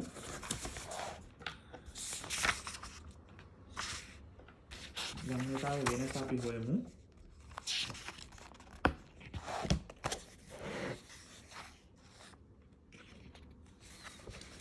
මේක භාජනයේ උඩ බිත්තිය කියලා ගමු. මෙයා මේ පැත්තට යනවා. ගැටිලා අපහු ඒ වේගයෙන්ම මේ පැත්තට එනවා. මේ තියෙන්නේ අර පරිපූර්ණ වායු අණුව m වේගයෙන් m ස්කන්ධයක් v වේගයෙන් උඩ අතට යනවා. ආපහු එනකොට දැන් ගම්‍යතාව ඍණ mv නේ. හරි. එහෙනම් ගම්‍යතාව උඩ පැත්තට ගත්තොත් ධන mv අඩු කිරීම ඍණ mv කියලා තමයි ගන්න වෙන්නේ. දැන් මේව තේරෙන්නේ නැහැ කියමුකෝ. හරි. මොකද මේ ෆිසික්ස් තමයි බැරි දැන්. ගම්්‍යතාවට දිශාවක් තියෙනවා. එතකොට ගම්්‍යතාව වෙනස හොයන්න මේ උඩ දිශාවට තමයි මම ගම්්‍යතාව දාන්නේ. ධන mv වෙනස නිසා ඍණ පහලට එනකොට ගම්්‍යතාව කීයද? ඍණ mv. ඒ නිසා mv ඍණ mv. ඒ කියන්නේ 2 mv. මේක ෆිසික්ස් වල නිතරම හදන ගානක්. ගම්්‍යතාව වෙනස කවුරු හරි පූර්ණ ප්‍රත්‍යස්ත ගැටුමක් කරාම ඉතින් ගම්්‍යතාව වෙනස ගොඩක් අය හිතන් ඉන්නේ ශුන්‍යයි කියලා. ශුන්‍යයි නෙමෙයි කීයද? 2 mv. ගම්්‍යතාව වෙනස් වේ කිව්වත් හරි ගම්්‍යතාව 2 mv කිව්වත් හරි ගම්්‍යතාව වෙනස් නොවේ කිව්වොත් වැරදි. හරි නේද? හරි. ඉතින් මේකේ තියෙන්නේ ගම්්‍යතාව වෙනස් වේ කියලා. ඒ නිසා ඒක හරි. ඉතින් සෑහෙන ලස්සන දරුණු ප්‍රශ්නයක් සරල තියරි ටිකක් තේරුම් ගන්න ඕනේ ෆිසික්ස් ටිකකුත් එක්ක. හරි. ගොඩාක් අයට හිතා ගන්නවත් බැරි ප්‍රශ්නේ මෙන්න මේක. කරලා බලමු 2001 21 වෙනි MCQ එක පිළිවෙලින් 7ක් මීටර තප්පරයට 6ක් මීටර තප්පරයට වේගයන් සහිතව ගමන් කරන ආගන් වායු පරමාණු දෙකක් තියෙනවලු. පූර්ණ ප්‍රත්‍යස්ත ගැටීමකට යෙදෙන්න භාජනය වෙනවලු. හරි. දැන් තියෙන ප්‍රශ්නේ තමයි ආගන් වායුව කියන්නේ තාත්වික වායුවක්. පරිපූර්ණ නෙවෙයි. එහෙනම් මේවා පූර්ණ ප්‍රත්‍යස්ත ගැටීම් කරන්න සාමාන්‍යයෙන් බෑ. හැබැයි අපේ සිලබස් එකේ තාත්වික ඒවට ගණන් හදන්නේ පරිපූර්ණ කියලා හිතාගෙන. එහෙමනේ හැමතැනම කරන්නේ. ෆිසික්ස් වල ගණන් හදනකොට වායු ප්‍රතිරෝධය නැතයි උපකල්පනය කොට ගණන් හදන්න. ඉතින් එහෙම බොරු බයිලානේ කියන්නේ. ඉතින් මෙතනත් එහෙම තමයි. ඒ නිසා ආගන් එක තාත්වික වුණාට ඒක පරිපූර්ණ කියලා උපකල්පනය කරන්න කියන එක තමයි මේ පූර්ණ ප්‍රත්‍යස්ත ගැටීමකට භාජනය වේ කියන එක ඇතුලේ තියෙන්නේ. හරි. ගැටීම සිදු වූ විගස පරමාණු දෙකෙහි වේගවලට තිබිය හැකි අගයන් අහන්නේ. තිබෙන අගයන් නෙමෙයි. තිබිය හැකි අගයන්. හරි. අපි බලමු එක්කෙනෙක් 7ක වේගයෙන් යනවා අනිත් එක්කෙනා 6ක වේගයෙන් යනවා. කොහොමද මේක හදන්නේ කියලා කල්පනා කරලා බලමු. හරි. මෙහෙමයි වෙන්නේ. ඔන්න එක්කෙනෙක් එනවා. හරි. මෙයා මෙහෙම එනවා. අනිත් එක්කෙනා මෙහෙම එනවා. හරි. එක්කෙනෙක්ගේ බර m ආගන් නිසා අනිත් එක්කෙනාගේ බරත් m තමයි. එකක් m1 නම් අනිකත් m1. බර වෙනස් නෑ මේ දෙන්නගේ. කොහොමද අපි ඒක දන්නේ? ආගන් කියලා දීලා තියෙන හින්දා. හරි. ඊට පස්සේ v1 මෙයා v2. හැබැයි මේවා ගම්්‍යතා ගත්තොත් මෙයාට ධන ගම්්‍යතාවක් නම් මෙයාට තියෙන්නේ ඍණ ගම්්‍යතාවක්. හරි. කොහොම වුණත් මෙයාගේ අපි බලමු m1 වරක් 7යි අනිත් එක්කෙනා m1 වරක් 6යි. දැන් කොහෙවත් කියලා තියනවද මේ දෙක මූණට මූණ ගැටුණා කියලා? නැහැ. හොඳේ. ඔයා එහෙම හිතාගෙන ඇති මෙහෙම එක්කෙනෙක් එනවා අනිත් එක්කෙනා මෙහෙම එනවා. දැන් මේවා මූණට මූණද ගැටෙන්නේ නැහනේ. හරි. ඒ නිසා ගම්්‍යතා සංස්ථිතික මූලධර්මය දාන්න පුළුවන්ද මේගොල්ලෝ ගැටෙන දිශාවල් දන්නේ නැතුව? බෑ. මේ ෆිසික්ස් පාඩමක්. හරිද? හරි. මේවා හැබැයි ඉතින් ඔයාගේ වාසනාවට අහලා තියෙන්නේ දෙපාරයි. ওই දෙපාර තමයි ওই මන් දැන් කරපු MCQ එක. එකක් මේක අනික මේක. එහෙනම් මේකට ගම්්‍යතා සංස්ථිතික මූලධර්මය දාන්න බෑ. ගම්්‍යතාව සංස්ථිතිකයි තමයි. ශක්තිහානියක් නෑ තමයි. පූර්ණ ප්‍රත්‍යස්ත නිසා මේ ශක්ති සංස්ථිතිය තමයි දාන්න වෙන්නේ. ගම්්‍යතා සංස්ථිතිය දාන්න බෑ. හේතුව ගැටෙන දිශාවල් ගැන අපිට කිසිම අදහසක් නැති නිසා. හරි. මම මේවා තව පැහැදිලි කරන්න නැහැ. ඉතින් ඔයාලට ෆිසික්ස් බැරි එකට මේ මට තව දුරටත් උදව් කරන්න ගියොත් අපිට කෙමිස්ට්‍රි කරන්න වෙන්නේ නැහැ. හරි. එතකොට භාගයක් mv වර්ග හරි mv1 වර්ග ධන භාගයක් m1v2 වර්ගය කියලා දැම්ම හැකිනේ. හරි නේද? හරි. එතකොට මේ ශක්ති දෙක සමාන වෙන්න ඕනේ නේද? මේගොල්ලෝ ගැටුණාට පස්සේ අපි හිතමු දැන් මෙහෙම ගැටුණා මොන හරි කෝණයකින් ගැටුණා. ආපහු ඒගොල්ලෝ මොන හරි පැතිවලට චලනය වෙලා ගියා. මූණට මූණ නෙමෙයි ගැටුනේ කියලා අපි හිතමු. හරි. එතකොට ආපහු යන්නේ m1 v3 වේගයකිනුත් m1 v4 වේගයකිනුත්. එතකොට වේග දෙක වෙනස් වෙලා දැන් ස්කන්ධය හැමමයි. එහෙනම් චාලක ශක්තිය ලියන්න වෙන්නේ m1 v3 වර්ග ධන භාගයක් m1 v4 වර්ග කියලා. ඒ කියන්නේ ඔයාලට තේරෙන්න ඕනේ මෙන්න මේ කට්ටියගේ m1 කැපෙනවා භාගෙට කැපෙනවා. ඉතුරු වෙන්නේ v1 වර්ග ධන v2 වර්ග සමානයි v3 වර්ග ධන v4 වර්ග. මේකේ අගය දන්නවා 7 වර්ගය අනිත් එක්කෙනා 6 වර්ගය හරි ඒ දෙක ඕනනම් එකතු කළා 49යි ධන 36යි කියන්නේ 81යි. හරි v3 වර්ග v4 වර්ග.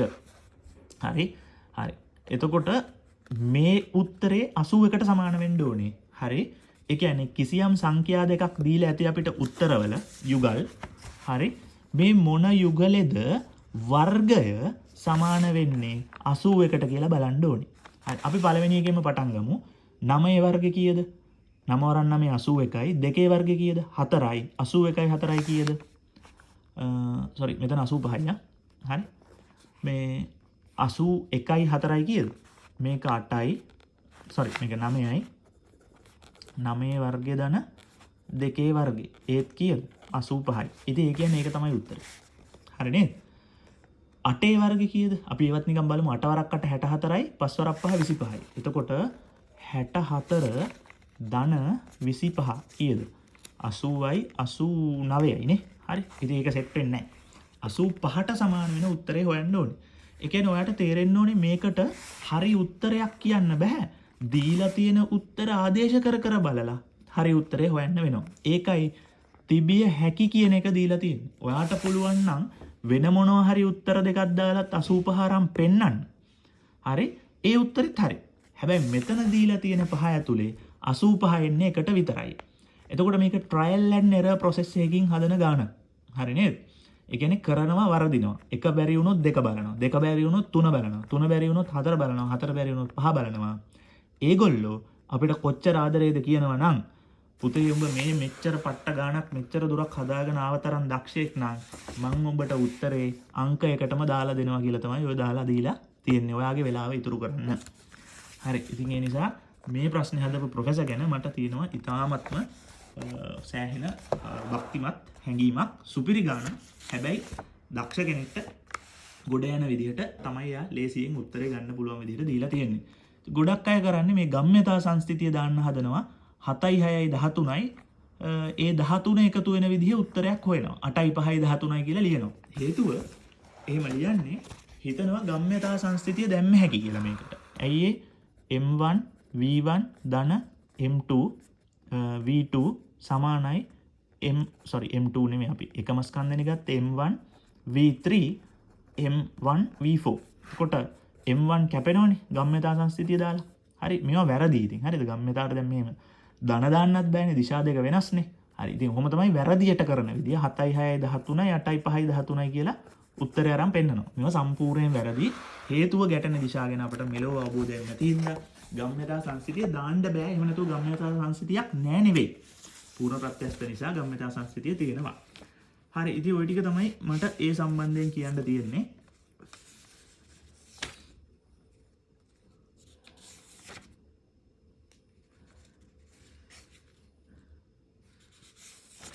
තව ලස්සන එක ගානක් තියෙනවා මට ඒක හොයාගන්න විදිහක් නැහැ. කොහොම වුණත් ඔය තියෙන හොඳම ගණන් දෙකක් තමයි හැදුවේ.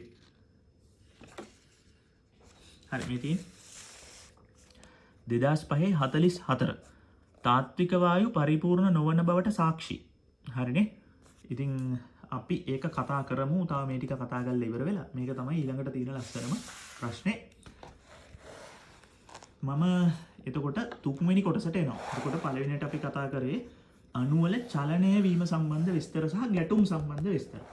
දෙවැනි එක අන්තරාණුක ආකර්ෂණ බල නොමැති වීම, පූර්ණ ප්‍රත්‍යස්ත ගැටුම් තිබීම, ජලයේදී නොවීම, ද්‍රව බවට පත් නොවීම, ද්‍රවාංක තාපාංක ගැන කතා කළ නොහැකි වීම කියන ටික තමයි ඊළඟට කතා කරේ. හරි. පරිපූර්ණ වායු අණු වලට ලක්ෂීය ස්කන්ධ කියලා කියනවා. ඔන්න තුන්වෙනි කතන්දරේ. හරිනේ. දැන් මේ ඔක්කොම බොරු ඈ. හරිද? මෙහෙම මේ ඔක්කොම ඇත්තක් නෙවෙයි. මේ ඔක්කොම ඇත්තක් නෙවෙයි. මේ ඔක්කොම ආකෘතියක කොටස්. මොඩල් එකක්. හරි. හරි. පරිපූර්ණ වායු අණු වලට ලක්ෂීය ස්කන්ධ ලෙස හඳුන්වනවා. පරිපූර්ණ වායු අණු ලක්ෂීය ස්කන්ධ ලෙස හඳුන්වනවා. මෙතන පොඩි සිංහල වල වැරද්දක් තියෙනවා. වායු අණු ලක්ෂීය ස්කන්ධ වේ කියලා තමයි එන්න ඕනේ. හරි. එතකොට ඉංග්‍රීසියෙන් ලක්ෂීය ස්කන්ධ වලට කියන්නේ point masses කියලා. හරි. ලක්ෂයක් කියන්නේ මොකද්ද? ගණිතයේ ලක්ෂය අර්ථ දක්වනවා මෙන්න මෙහෙම. ලක්ෂයක් කියන්නේ පරිමාවක් නැහැ. ඒ කියන්නේ ලක්ෂයක් කිව්වම ඔයා හිතන් ඉන්නේ මෙන්න මේ තමයි ලක්ෂය. තිතක් තිබ්බහම ඒක ලක්ෂය කියලා. හැබැයි මේකට පරිමාවක් තියෙනවනේ. ඒ කියන්නේ අවකාශයේ ඉඩක් අත්පත් කරගන්නේ නැති දෙයක් තමයි ලක්ෂයක් කියන්නේ. එහෙනම් ලක්ෂීය ස්කන්ධ කිව්වහම පරිපූර්ණ වායු අණු වලට ස්කන්ධයක් තියෙනවා පරිමාවක් නැත. එනම් මේවාට පරිමාවක් නැත. ස්කන්ධයක් පමණක් ඇත. පරිපූර්ණ වායු අණුවකට පරිමාවක් නැහැ. ඒක මාර වැදගත්. පැහැදිලිද? අණුවකට හොඳේ. හරි. එහෙනම් දැන් ඔයා අහනවා මගෙන් ඉතින් මේ මොන පරිමාවක්ද එහෙනම් මේ ඇඳලා තියෙන්නේ? සයිස් එකක් දාලානේ ඇඳලා තියෙන්නේ. පරිපූර්ණ වායු තමයි මේ තියෙන්නේ. හැබැයි සයිස් එකක් දාලා. දැන් සයිස් එකක් නැති දෙයක් මවා ගන්න පුළුවන්ද මිනිස්සෙක්ට? හරි. ඒ ඉතින් බටහිර විද්‍යාවේ ආරම්භයේදී තියෙන උපකල්පනවල වැරද්ද. ඒකට අපට කරන්න දෙයක් නැහැ. හැබැයි මේවා වැඩ. හරි මේවා වැඩ ගන්න පුළුවන්. ඒ නිසා ඉතින් උපකල්පනය ටිකේ අවුලක් තිබුණට ආරම්භයේදී පස්සට ගණන් හදනකොට හරි උත්තර එනවා. හරි. හඳට රොකට් යවන්නත් පුළුවන් ඒවෙන්. ඒ නිසා උපකල්පනවල තියෙන වැරද්ද හේවීමෙන් අපට ඇති වෙන ඵලයක් නැහැ. හරි. ඉතින් ඔයා අද ඉඳන් මතක තියාගන්න මේවා ලක්ෂීය ස්කන්ධ මේවට පරිමාවක් නැහැ. ලක්ෂයක් කියන්නේ තිතක්වත් නෙවෙයි කියන එක. හරිනේ? හැබැයි ඒ වායුවටයි B වායුවටයි ස්කන්ධ තියෙනවා. ඒ ස්කන්ධ දෙකක් කියන එකත් තේරුම් ගන්න ඕනේ. ඒකයි මං කිව්වේ එකක් ලොකුයි එකක් පොඩි කියලා මවා ගන්න කියලා. හැබැයි පරිමාවක් නැහැ හොඳේ. ඉතින් එකක් පොඩි එකක් ලොකුයි කියලා මෙව්වත් ඒකත් වැරදි. ස්කන්ධේ එකක වැඩි අනික එකක අනික් එකේ අඩුයි. දැන් ඊළඟට ඔයා මගෙන් අහන ප්‍රශ්නේ තමයි පරිමාව බිඳුවක් වෙන දේවල් එකතු වුනහම වායුවකට පරිමාවක් එන්නේ කොහොමද කියලාත් ඔයාට ඇහුවේගිනේ. අණුවකට පරිමාවක් නැත්තම්. හරි. හරි. එතකොට තමයි අපිට උගන්වන්නේ මේවට පරිමාවක් නැති වුණාට මේවා පැතිරිලා තියෙන්නේ කොහෙද? මේ භාජනේ. ඉතින් එහෙනම් වායුවක පරිමාව කියලා අපි ගන්නේ භාජනයේ පරිමාව නේද? හරි. එහෙනම් ඒකට වායු අණු එකකට පරිමාවක් නැති වුණාට එයා තියෙන භාජනයේ පරිමාව තමයි ඒ වායුවේ පරිමාව. ඉතින් ඒ නිසා ඒකේ ගැටලුවකුත් නැහැ. තව ප්‍රශ්නයක් එනවා. ඔයා ඊළඟට මගෙන් අහන්න ඕන ප්‍රශ්නේ තමයි පරිමාවක් නැහැ. ස්කන්ධයක් ඇති අණුවක් දැන් ඔයා මවා ගත්තා. හරි. ඒවට ඉලෙක්ට්‍රෝන, ප්‍රෝටෝන, නියුට්‍රෝන තියෙනවද නැද්ද කියලා ඔයා මගෙන් අහනවනේ දැන්. ඔව්. එහෙම තියෙනවා කියලා හිතාගන්න. මොකද මම මේ චුට්ටකට කලින් කතා කරන්න ගිය 2005 ප්‍රශ්නය 44 ඔයාට තේරුම් ගන්න වෙන්නේ නැහැ. ඒක කරන්න වෙන්නේ නැහැ. ඒවට ඉලෙක්ට්‍රෝන, ප්‍රෝටෝන, නියුට්‍රෝන තියෙනවා කියලා හිතාගත්තේ නැත්තම්. දැන් අපි දිගින් දිගටම කිසියම් අර්බුදයකට යනවා. හරිද? මොකද අර්බුදය පරිමාවකුත් නෑලු. බරකුත් තියෙනවලු. බර හැදිලා තියෙන ඉලෙක්ට්‍රෝන, ප්‍රෝටෝන, නියුට්‍රෝන වලින් කියලා හිතාගන්නලු. ඉතින් ඔයගොල්ලෝ ටිකක් අර්බුද ජනකයි. හැබැයි කරන්න දෙයක් නෑ හොඳේ.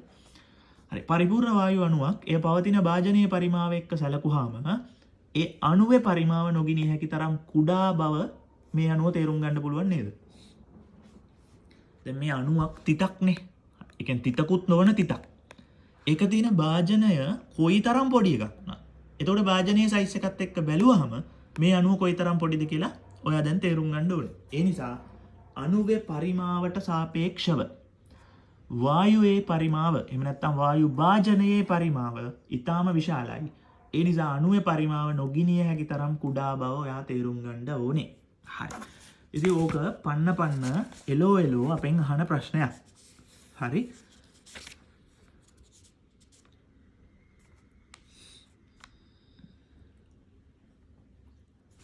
මේ තියෙන්නේ 2010-23 වායු අණුවක පරිමාව අන්තර්ගත භාජනයේ පරිමාව සමග සංසන්දනය කිරීමේදී නොගිනිය හැකියයි සැලකේ. ඉතින් ඒක හරි. මොකද අපි දන්නවා මේවා ලක්ෂීය ස්කන්ධ කියලා ගන්න කියලා. ඉතින් නම් ලොකු ගැටලුවක් නැහැනේ.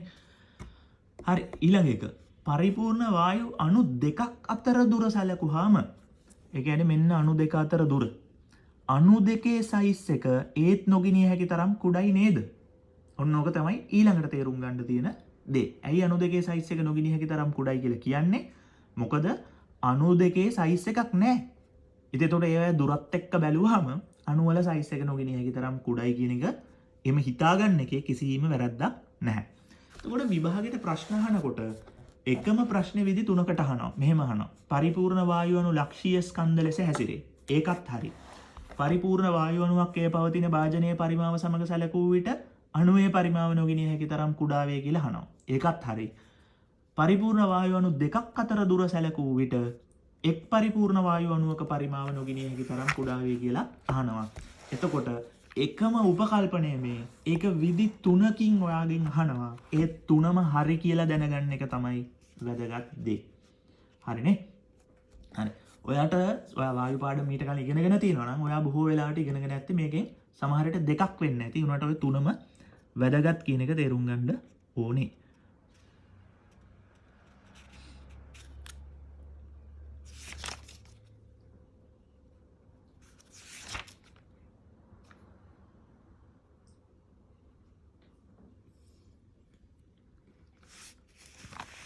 හරි. ඊළඟට අහනවා වායු පිළිබඳ චාලකවාදය හා සම්බන්ධව කුමන ප්‍රකාශය සත්‍ය වේද? තාත්වික වායු වල අණු හැම විටම ලක්ෂීය ස්කන්ධ ලෙස හැසිරේ. දැන් මේක හරියද? තාත්වික වායු ගැන අහන්නේ පරිපූර්ණ නෙවෙයි. පරිපූර්ණ එකක් ලක්ෂීය ස්කන්ධ ලෙස හැසිරේ කිව්වනම් සුපිරි. ගොඩ. එහෙනම් මේක තාත්විකනේ. තාත්වික කියන්නේ මේ ලෝකේ ඇත්තටම තියෙන ඒවානේ. ඒ කියන්නේ ඔක්සිජන්. ලක්ෂියක් කියන්නේ මොකද්ද? පරිමාවක් නොමැති මනක්කල්පිත තිතක්. ඔක්සිජන් මනක්කල්පිත තිතක් නෙවෙයිනේ. ඒකට පරිමාවක් තියෙනවා. ඉතින් ඒ නිසා තාත්වික වායු වලට මේ කතා කරන හැම එකක්ම ඇත්තටම කිව්වොත් බොරුවක්. ඉතින් ඒ නිසා චාලකානුකවාදය තාත්වික වායු වලට දාන්න බෑ. හරිද? ඒවා දානවා කියලා හිතාගෙන ඉන්නවා මිසක් දාන්න බෑ. ඉතින් ඔන්න ඕක තේරුම් ගන්න ඕනේ. හරි. ඉතින් සමහර MCQ වල ඇත්තටම දැනට කරන්න පුළුවන් සමහර කොටස් විතරයි. මුළු MCQ එකම කරන්න බෑ. මේ අපි ඉස්සරහට කරන ඒවත් එක්ක ඒ ටික ඉවර කරගමු. 46 ආකර්ෂණ විකර්ෂණ නැහැ කියන එක අපි බැලුවා. අහඹු ලෙස සරල රේඛා දිගේ එකම වේගයකින් ගමන් කරයි බැලුවා. අණුක සංඝට්ටන ප්‍රත්‍යස්ත වේ කියන එක බැලුවා. අන්න දැන් තියෙනවා වායු අණු වල විශාලත්වය ඒවා අතර දුර හා සසඳන විට නොගිනිය හැකි තරම් කුඩයි කියලා. ඒකයි මම කිව්වේ ඔයා යන ක්ලාස් එකේ ඔයා මේ තුනම ඉගෙන ගන්න ඕනේ. මොකද මේ තුනම අහන නිසා. හරිනේ? හරි. ඉතින් ඒ නිසා ওই විදි තුනටම එකම දේ අහලා තියෙන්නේ. ඒකෙත් දෙක කොටස චාලක ශක්ති කතාව තාම කරන්න බෑ. ඒවා තාම ඉගෙනගෙන නැති නිසා. චාලකානුකවාදයට අනුව නෑ. මේක තාම කරන්න බෑ. මොකද මේකේ මේ පරිමාව පීඩන උෂ්ණත්ව ගැන අහලා තියෙන නිසා. හරි. ඉතින් ওই ටික තමයි අපිට දැනට කරන්න පුළුවන් ටික. සෑහෙන ලොකු දෙයක් අපි කරගත්තා. එතකොට normally ඔයාට ලියන්න කිව්වොත් චාලකානුකවාදයේ උපකල්පන කියලා මේ හැලී ලියලා හරියන්නේ නැහැ. හැබැයි මේ හැලී නැතුව මේ පාඩම කවුරුවත් තේරුම් ගන්නෙත් නැහැ. මේ හැලී නැතුව හරි මේ හැලී නැතුව මේ ටික තේරුම් ගන්නවා පන්තියේ ඉන්න මීටර් ටික. මේවා කියලා දෙන්න ඕනෙත් නැහැ. ඒගොල්ලෝ එහෙන් මෙහෙන් ඇහිඳගෙන ওই ටික තේරුම් ගන්නවා. පන්තියේ මීටර් නොවන සෙට් එක මේ උපකල්පන තුන විතරක් මතක තියාගෙන විභාගයට යනවා. මම මෙච්චර වෙලා කතා කරපු කිසිම දෙයක් දන්නේ නැතුව. ඉතින් ඔන්න ඕක තමයි මේකේ අර්බුදය. මම උපකල්පන තුන කියන්නම්. ඒවා ලියන්න කියලා කිව්වොත්. ඒතර පරිපූර්ණ වායු අණු ලක්ෂීය ස්කන්ධ වේ. ඒකම ඇතුලේ තව තියෙනවා වායු අණු අතර අන්තර් අණුක ආකර්ෂණ බල හෝ විකර්ෂණ බල නැත. හරිද? දෙවෙනි එක පරිපූර්ණ වායු අණු සරල රේඛා දිගේ හමු චලිතයක විවිධ වේග වලින් ගමන් කරයි. 3 පරිපූර්ණ වායු අණු හා බිත්තිය අතර. හරි නේද? අණු හා මම මේ කෙටියෙන් ලියලා තියෙන්නේ. පරිපූර්ණ වායු අණු හා භාජනයේ බිත්තිය අතර ඇතිවන ගැටුම් පූර්ණ ප්‍රත්‍යස්ත වේ. ඒ කියන්නේ ශක්ති හානියක් නැහැ. ගම්‍යතාව සංස්ථිතිකයි, ශක්තිය සංස්ථිතිකයි. ඉතින් ඔන්න ඔය ටික තමයි. ඒ කියන්නේ law of conservation of momentum and law of conservation of energy both will be preserved. හරි නේද? ඒක තමයි තේරුම් ගන්න තියෙන්නේ. හරි. ඉවර නෑ.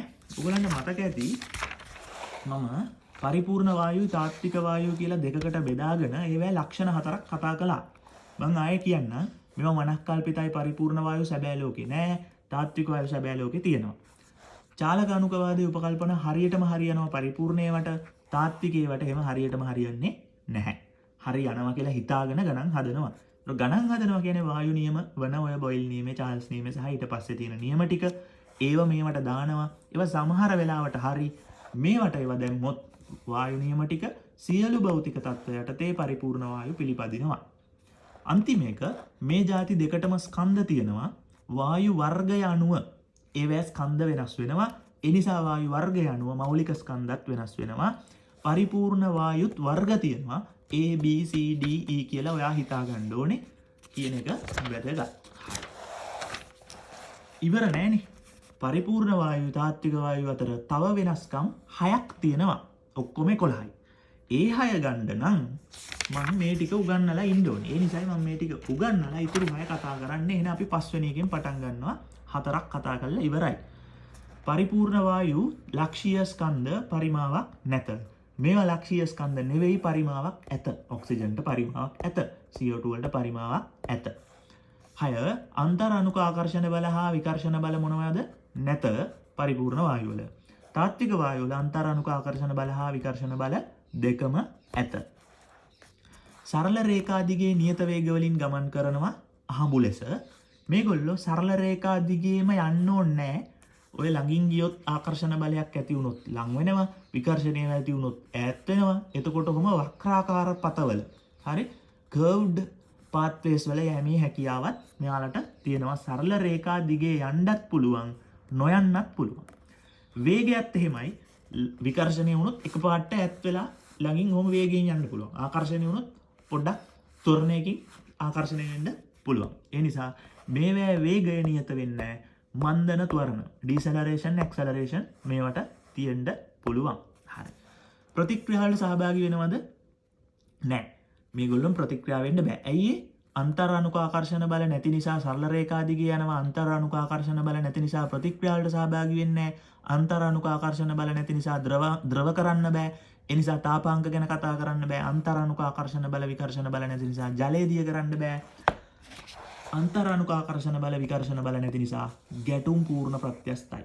ඉතින් එහෙනම් ඔයාට තේරෙන්න ඕනේ 6 ගොඩ දාගත්තොත් 7 8 9 10 11 කියන අවසාන උපකල්පන පහම ඔයාට ලේසියෙන්ම ගොඩ දාගන්න පුළුවන්. ඔක්කොම මෙතන 7යි. මං 6යි කිව්වා, මෙතන 7යි. එහා පැත්තේ 4යි. ඔක්කොම 11යි. ඉතින් ආකර්ෂණ බල විකර්ෂණ බල නැති නිසා අත්වෙන ඉරණම් 6ක් තියෙනවනේ. මෙයාගේ තාත්වික ඒවා ආකර්ෂණ බල විකර්ෂණ බල තියෙනවනේ. එහෙනම් ඒවා ඉරණම මොකද්ද? සරල රේඛා දිගේ යන්නේ නැති වෙන්න පුළුවන්, වේග නියත නොවෙන්න පුළුවන්. ප්‍රතික්‍රියාවල් සිදු කරනවා, ද්‍රව වෙනවා. ඒ නිසා ද්‍රවාංක තාපාංක තියෙනවා. ජලයේ දිය වෙනවා, වෙනත් ද්‍රාවකවල දිය වෙනවා. ගැටුම් පූර්ණ ප්‍රත්‍යස්ත නොවේ. ඉතින් ඔන්න ඔය ටික තේරුණා නම් මේ පාඩමට අදාළ මූලික දැනුම හරි චිත්ත රූපය හරි. ඒ නිසා මේ පාඩම බොහොම ලේසියෙන් ඉස්සරහට කරගෙන යීමේ හැකියාව ඔයාට තියෙනවා. හරි. ඊට පස්සේ මම එක ප්‍රශ්නයක් ඉතුරු කරා අන්තිමට කරමු කියලා. ඒක තමයි දැන් කරන්න යන්නේ. මම විශ්වාස කරන විදිහට මෙච්චර කාලයකට දීපු සුන්දරම ප්‍රශ්නය වායු පාඩමේ. මෙන්න මේක. තාත්වික වායු පරිපූර්ණ නොවන බවට සාක්ෂි වශයෙන් ගත හැක්කේ මොනවද? දැන් අපි දන්නවනේ තාත්විකව පරිපූර්ණ නෑ කියලා. ඉතින් ඒකනේ මෙච්චර වෙලා අපි කිව්වේ. හරි. තාත්විකව පරිපූර්ණ නොවන බවට සාක්ෂි තමයි දැන් හොයන්න යන්නේ. අපි කියවමු පළවෙනි එක. විවිධ තාත්වික වායු වලට වෙනස් තාපාංක ඇත. එහෙනම් ඔයා බලන්න තාත්වික වායු වලට වෙනස් තාපාංක තියෙනවනේ. ඒක හරි. දැන් ඊළඟට මේ වාක්‍යෙම ලියන්න විවිධ පරිපූර්ණ වායු වලට වෙනස් තාපාංක ඇත. ඒක හරිද? නෑනේ, පරිපූර්ණයේ තාපාංක කියලා එකක් කතා කරන්නවත් බෑ කිව්වා. පැහැදිලිද? අන්න ඒකෙන් අපි තේරුම් ගන්න ඕනේ නැද්ද? තාත්වික වායුයි පරිපූර්ණ වායුයි වෙනස් වීමට හේතුවක් හැටියට වෙනස් තාපාංක තිබීම අපිට ගන්න පුළුවන් නේ. පරිපූර්ණ වායු මොකක් වුණත් පරිපූර්ණ වායු A B C D E කියලා දැන් ඔයා මවාගත්ත ටිකක් තියෙනවනේ. ඒ එකකටවත් තාපාංක ගැන කතා කරන්න බෑනේ. හැබැයි ඔක්සිජන්, නයිට්‍රජන්, CO2 වගේ විවිධ තාත්වික වායු වලට වෙනස් තාපාංක තියෙනවා. ඇයි ඒ? අන්තර් අණුක ආකර්ෂණ බල තියෙන නිසා. හරි. සමහර තාත්වික වායු වර්ණවත්ලු, සමහර ඒවා අවර්ණයිලු. අපි ඒක පොඩ්ඩක් තියලා අන්තිමකට යන් D එකට.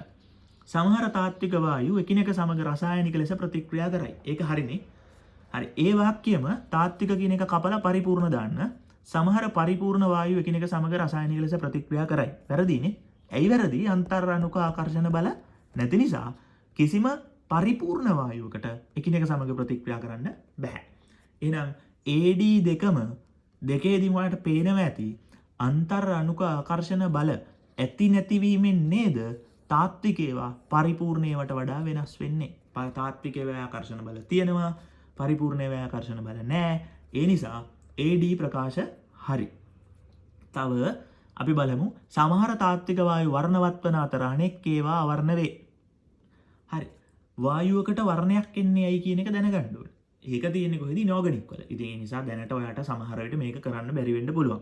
අපේ සිලබස් එකේ යමකට වර්ණයක් ලැබීමට හේතුව කියලා අපි ඉගෙන ගන්නේ මොකද්ද? වියුග්ම ඉලෙක්ට්‍රෝන තිබීම. හරි නේද? සිලබස් එකට පිටින් තව හේතු තියෙන්න පුළුවන්. එහෙනම් සමහර තාත්වික වායු වලට වියුග්ම ඉලෙක්ට්‍රෝන ඇති අතර අනෙක් ඒවාට වියුග්ම ඉලෙක්ට්‍රෝන නැත කියන එක තමයි මේකෙන් කියලා තියෙන්නේ. වියුග්ම ඉලෙක්ට්‍රෝන තිබුණොත් වර්ණවත්, වියුග්ම ඉලෙක්ට්‍රෝන තිබුණොත් අවර්ණයි. මේ වාක්‍යෙම දාලා බලමු පරිපූර්ණ ඒවට. එහෙනම් තාත්වික කියන වචනේ කපන්න. සමහර පරිපූර්ණ වායු වර්ණවත් වන අතර අනෙක් ඒවා අවර්ණ වේ. ඒක හරියද? සමහර පරිපූර්ණ වායු වර්ණවත් වෙනවා කියන්නේ සමහර පරිපූර්ණ වායු වල වියුග්ම ඉලෙක්ට්‍රෝන තියෙන්න පුළුවන් කියන එක. සමහර පරිපූර්ණ වායු අවර්ණයි කියන්නේ සමහර පරිපූර්ණ වායු වල වියුග්ම ඉලෙක්ට්‍රෝන තියෙන්න බෑ කියන එක. අන්න ඒකින්ද තමයි මම කිව්වේ ඔයාට පරිපූර්ණ වුණාට ඔයා හිතා ගන්න ඕනේ පරිපූර්ණ වායු වලත් ඉලෙක්ට්‍රෝන, ප්‍රෝටෝන, නියුට්‍රෝන තියෙනවා. වියුග්ම ඉලෙක්ට්‍රෝන තියෙනවා එක වෙන්නත් පුළුවන්, නැති වෙන්නත් පුළුවන්. ඒ නිසා සමහර පරිපූර්ණ වායු වලට වර්ණයක් ඇත, සමහර පරිපූර්ණ වායු වලට වර්ණයක් නැත. සමහර තාත්වික වායු වලට වර්ණයක් ඇත, සමහර තාත්වික වායු වලට වර්ණයක් නැත. ඉතින් ඒක වෙනසක් නෙවෙයි නේද? අන්න ඒකයි තාත්විකයි පරිපූර්ණයි වෙන් කරලා ගන්න සාක්ෂියක් හැටියට වර්ණවත් වීම හෝ අවර්ණ වීම ගන්න බැරි. ඔන්න ඕක තමයි ඊළඟට තේරුම් ගන්න තියෙන්නේ. එකම තත්ත්වයට තේ විවිධ තාත්වික වායු වල ඝනත්ව වෙනස් අගයන් ගනි. හරි. ඒක දැනට කරන්න බෑ. හේතුව ඝනත්වයට අදාළ සමීකරණ අපි ඉගෙනගෙන නැති නිසා. ඒතර අපි වෙනම දවසක ඝනත්වය ඉගෙන ගත්ත දවසට මේ ප්‍රකාශය කරමු. හරි. දැනට එතකොට අපි මේක කරලා තියෙන්නේ 2005-44 AD ප්‍රකාශ දෙක නිවැරදි, BC වැරදි, C වැරදියි කියන එක අපි ඉස්සරහට ඉගෙන ගමු. මම මේකට තව ප්‍රශ්නයක් දාන්න. E කියලා ප්‍රකාශයකුත් අපි හදමු. සමහර තාත්වික වායු හොඳින් ජලයේ දියවන අතර හරි සමහරක් ඒවා ජලයේ අඩුවෙන් දියවේ. එතකොට ඔයගොල්ලෝ දන්නවා නයිට්‍රජන් වගේ වායු, හයිඩ්‍රජන් වගේ වායු එච්චර ජලයේ දියවෙන්නේ නැහැ. SO2 වගේ වායු හොඳින් ජලයේ දියවෙනවා. ඒකට හේතුව ඒවා අන්තරාණුක ආකර්ෂණ බල විවිධාකාර මට්ටම් වලින් හදනවා. සමහර උස් ප්‍රබල ඒවා හදනවා. ඇමෝනියා එහෙම ප්‍රබල හයිඩ්‍රජන් බන්ධන හදාගෙන වායුව දියවෙනවා. හරි. ඒ ප්‍රකාශයම අපි පරිපූර්ණයකට දාමු. සමහර පරිපූර්ණ වායු හොඳින් ජලයේ දියවන අතර සමහර පරිපූර්ණ වායු ජලයේ අඩුවෙන් දියවේ. ඒක වැරදීනේ. අපි ඉගෙන ගත්තා පරිපූර්ණ වායු ජලයේ දිය කරන්නවත් බෑ කියලා. එහෙනම් ඔයාලට තේරෙනවද මෙන්න මේ ප්‍රකාශයේ තාපාංකේ නේද අහලා තිබ්බේ. ප්‍රතික්‍රියාවේද තාපාංක තිබේද නැද්ද? එක්ක ද්‍රව කල නොහැකිද නැද්ද? ජලයේ දිය කල නොහැකි එක අහලා නැහැ. ඕන්නම් ප්‍රොෆෙසර්ට ඉතුරු වෙලා තිබ්බේ මේක අහන්න තමයි. පැහැදිලිද? ඔය කතා තුනේ. හරිනේ. ඉතින් ප්‍රොෆෙසර්ට ඉතුරු වෙලා තිබ්බේ ඒක ඒ වෙනුවට යා වෙන දෙකක් ඇහුවා. මේ ප්‍රශ්නෙට උත්තරේ වැරදි වෙන විදිහට හම්බෙන ප්‍රශ්න දෙකක් ඇහුවා B සහ C. ඔච්චරයි කියන්න තියෙන්නේ. ওই ටිකෙන් කතාව ඉවරයි. හරි. එතකොට චාලකානුක වාදයයි ඒකේ උපකල්පනයි ඔක්කොම ටික අපි හරියටම ඉගෙන ගත්තා. කෑලි හැලෙන්නේ නැති වෙන්න මේ අර මීටර වලට විතරක් නැතුව මීටර නැති කට්ටියට ගොඩ යන්න පුළුවන් විදිහට. හරි. ඊළඟට අපි බලමු පරිපූර්ණ වායු සමීකරණය. මේක දන්න අය දන්නවා මොකද්ද? ideal gas equation කියන්නේ PV සමානයි nRT. ඒකට යන්න කලින් අපි දැනගන්න ඕන මොනවද? වායුවක් සතු ලක්ෂණ 6ක් තියෙනවා. එතනින් පටන් අරගෙන 6ක් නෙවෙයි 8ක් විතර තියෙනවා. ඒකෙන් වැදගත් 6ක් තියෙනවා. ඒ 6න් 4ක් එකතු වෙලා තමයි PV සමානයි nRT සමීකරණය හැදෙන්නේ. එතකොට අපි දැන් ඉගෙන ගමු මොකක්ද මේ කතාව කියන එක මේ බ්‍රේක් එකකට පස්සේ.